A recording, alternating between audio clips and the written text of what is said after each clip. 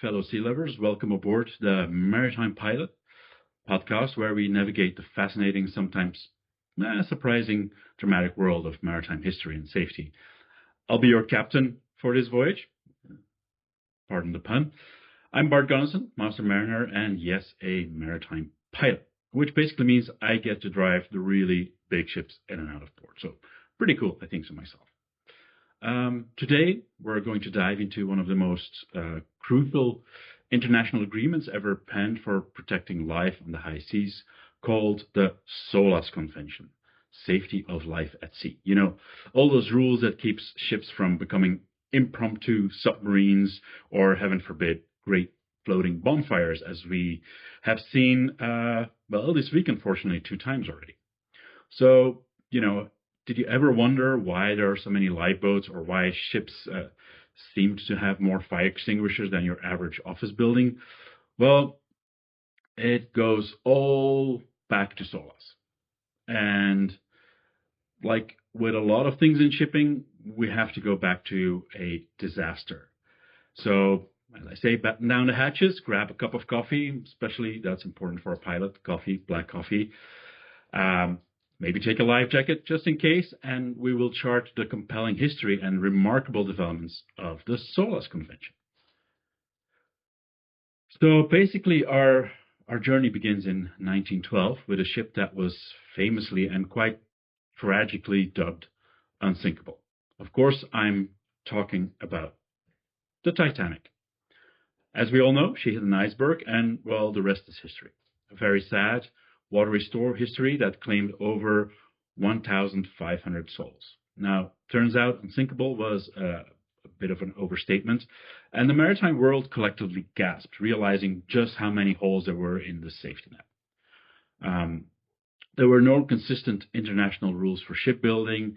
There were not enough lifeboats for everyone on board, which was, to be honest, a rather glaring oversight. And communication was, shall we say, a bit rudimentary. Even Leonardo couldn't find room on that makeshift rock with Kate in the movie. Damn you, Kate, there was room. Jack! There's a boat, Jack! And that was a problem for real people, too. Now, the global outcry was immense, and rightly so. This wasn't just a British problem, it was a global maritime mess. So in 1913, barely a year after the Titanic's unfortunate encounter with frozen water, they held an international conference. It was held in London, and what came out of it? Well, the very first International Convention for the Safety of Life at Sea, or SOLAS. So that was 1914. And it was truly revolutionary for its time. It dared to introduce certain requirements for things like construction. Hey, maybe we should build these ships a bit better. Watertight compartments, stronger hulls, etc. Life-saving appliances. Well, that was a big one. And perhaps, maybe we should have enough lifeboats for everyone on board, not just for the lucky few. Which basically that was a jab at Titanic. Radio telegraphy, recognizing that yelling Mayday across the ocean wasn't really quite effective. Fire safety, early thoughts on letting ships spontaneously combust. Well, Now, a bit of a historical hiccup entered in. Well, you saw the date, 1914. World War I broke out, putting a damper on the immediate full implementation of SOLAS. But, the seeds of universal maritime safety had been planted. And, thank goodness for that. So we had interwar years, and we had some post-war revisions. And after the world dusted itself off a little bit after the Great War, it became clear that getting along on land, and especially at sea, was vital. Shipping lanes were bustling, ships themselves were getting more sophisticated, and, we had to update SOLAS a little bit. So we arrived at SOLAS 1929, and this version, which came into force in 1933, built on the original. It was like a software update or your phone updating. Refining requirements for things like ship stability, machinery. No more steam engines held together with duct tape. Electrical system progress, folks. It was especially after the war. War gives a lot of technological advances. So and they were applied to ships. So SOLAS had to keep up. Again, after the Second World War, same thing. SOLAS 1948 came out. So, they made a new convention in 1948, got ratified in 1952, and basically focused on stability and watertight integrity. Ships were now predominantly made in steel, powered by diesel engines, and equipped with much better radios. So the maritime industry was growing, and so was the list of things that they had to keep safe. A big one was SOLAS 1960. Now, this was adopted under a newly formed Intergovernmental Maritime Consultative Organization, or IMCO, and which today is known as the International Maritime Organization, or IMO. SOLAS 1960 was basically a very big modernization. It was the first time an organization like the IMO was directly overseeing SOLAS, giving it a real command. It also introduced stricter rules for fire-resistant materials, because let's face it, nobody wants to be on a flaming matchstick. Now, each revision, was a direct response to, shall we say, learning experiences, basically maritime incidents and disasters, and of course in the ever-evolving world of ship technology. Our safety rulebook was getting thicker, but thankfully and gratefully for a lot of mariners, our seas were getting safer. But with those early SOLAS editions, it was basically the process of amending them and bringing them to force was like, it was basically everybody had to get together and, we have to completely revise and make a new SOLAS. So it took a long time to get new SOLAS legislation into force. So, and then we arrive at 1974 and SOLAS 1974, and that's the big one. So, the version of 1974, which only started really being enforced in 1980, introduced a completely new concept, and it's called tacit acceptance. So basically what tacit acceptance means, that any new amendment to the convention automatically becomes law on a certain date, unless certain countries actually object. Now, before that, everyone had to agree on every change, which, as you can imagine, takes a lot of time, takes ages. So now it's more like, well, hey, unless you tell us otherwise, this new rule is happening. So this basically was like a turbocharger on everything SOLAS related.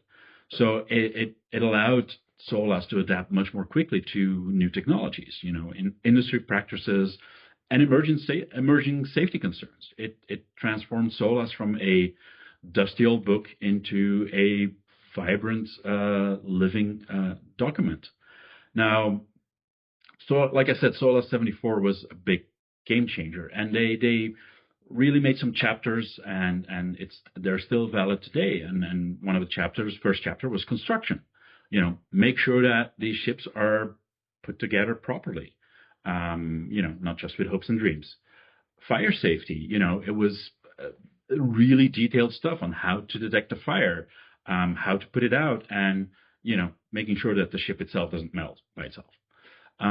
Life-saving appliances and arrangements, all those lifeboats, life rafts, life jackets, make sure you have enough for everyone this time. But not only that you have enough, but there were construction requirements or production requirements for each of those things. Radio communications, we had the emergence of the Global Maritime Distress and Safety System, GMDSS. So, that had to be included in SOLAS. Safety of navigation, basically, hey, how do I prevent from hitting something?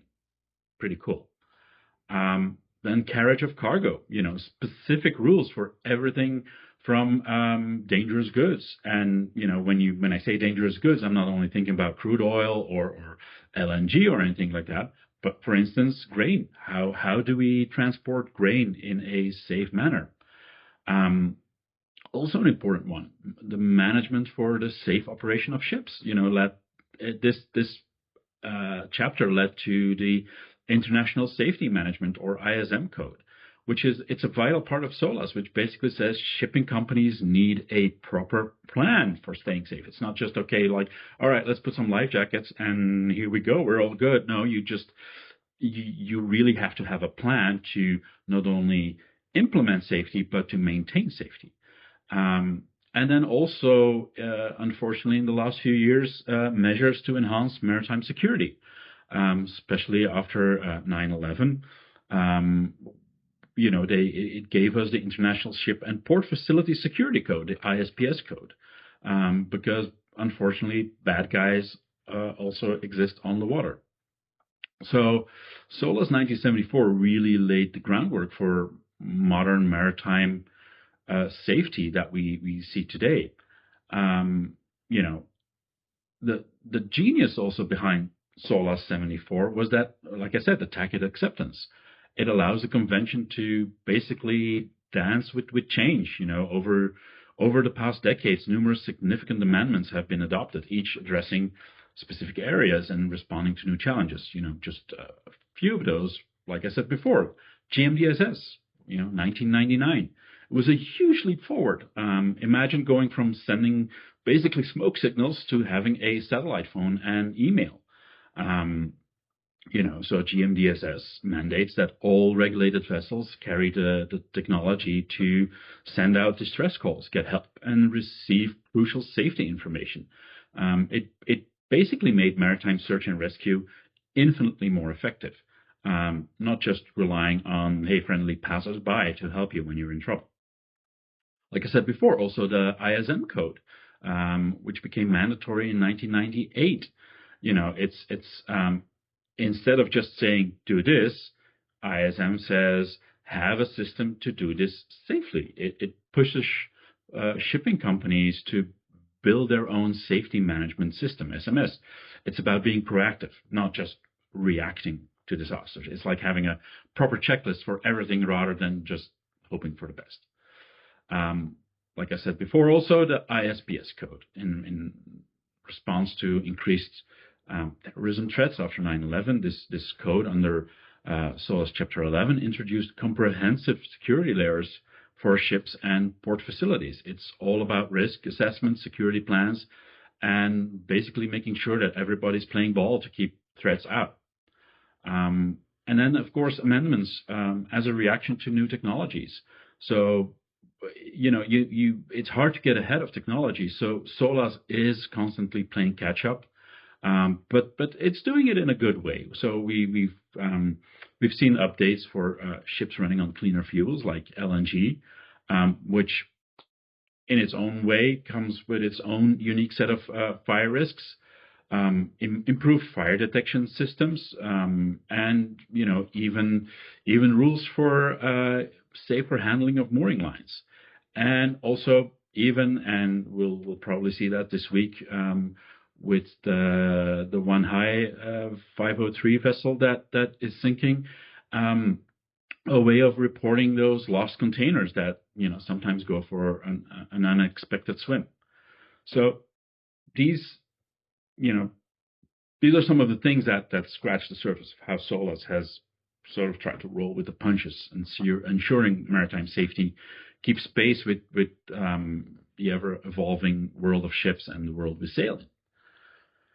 Now, it's tough to overstate how much SOLAS Convention has done for safety at sea. It's like, it's the ultimate instruction manual that prevents ships from turning into disaster movies and Leonardo having to find space on a makeshift raft where Kate's not letting him on. So, by making sure ships are built, equipped, and run to the same high standards globally, it drastically cuts down on accidents and, more importantly, saves lives. It is truly the bedrock of global maritime governance. Um, so that was the past of SOLAS. So what's new for SOLAS? Again, the maritime world is charging ahead, and SOLAS is trying to keep up. There are some few things that are on let's say on the to-do list. First of all, we have autonomous shipping. We have ships without crews. So how do we ensure safety when there's no human at the helm? It's a brain teaser for the rule makers, not only for SOLAS, but like I said before, other legislation like the coal regs. That's a big one. Alternative fuels. We're moving away from heavy fuel to things like ammonia, hydrogen, and methanol. While it's good for the environment, they come with their own fire risks and little safety quirks. So SOLAS needs to adapt to that, and quite quickly, because it's happening right now. Digitalization, cybersecurity, all ships get more and more connected. Cybersecurity threats become a major concern. SOLAS will need to basically incorporate robust measures to protect ship systems from cyber attacks. And the IMO's World Maritime theme for 2024 was navigating the future, safety first, and it sums up the challenge quite perfectly. So at the moment, besides doing the amendments, IMO is actually doing a big comprehensive review of the existing rules, which are still based on the 1974 rules, to make sure that they stay relevant and robust. So it's a never-ending job, but for us seafarers, it's a vital one. So from the tragic lessons of the Titanic, we had like a phoenix arising was SOLAS, a living testament to humanity's unwavering commitment to safety at sea. For some, maybe not for all, but for the majority, we're all committed to safety at sea. And it's a convention that not just gathering dust on a bookshelf somewhere. It's constantly updated, it's refined, and it's made ready for the next big challenges on the maritime horizon. So it's an unending voyage, basically. It's striving for the highest standards, protecting basically the men and women who work at sea and the passengers who travel on it, and of course all the cargo that's on board that keeps our global economy humming along nicely. So next time you spot a ship slicing through the waves, just take a moment to appreciate we have something like SOLAS, trying to work to ensure a safe passage of that ship. But thank you for joining me. I'm Bart Gonnissen on the Maritime Pilot. Until our next adventure, fair winds, following seas. And I would say do keep those lifeboats ready. You never know. And if you like this, please subscribe or ring the bell. Thank you.